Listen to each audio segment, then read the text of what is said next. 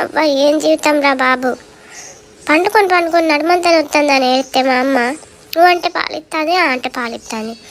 ఇంట్లో ఉన్న వాళ్ళు కూడా అయ్యో పిల్లగాడు ఎడుతాడు పాలి, అయ్యో పిల్లగాడు ఎడుతాడు పాలి, ఇదే ముచ్చట. అంటే పాలు ఒక్కటేనా ఇక?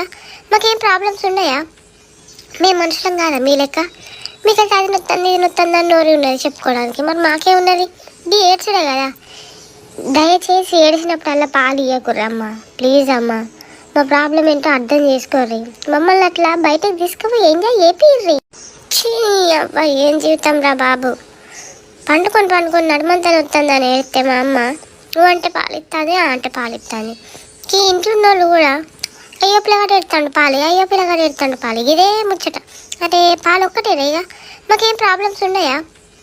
మేము మనుషులం కాదా మీ లెక్క?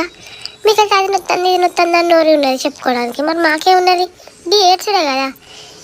దయచేసి ఏడిసినప్పుడు అలా పాలు ఇవ్వకుర్రమ్మా, ప్లీజ్ అమ్మా. మా ప్రాబ్లం ఏంటో అర్థం చేసుకో.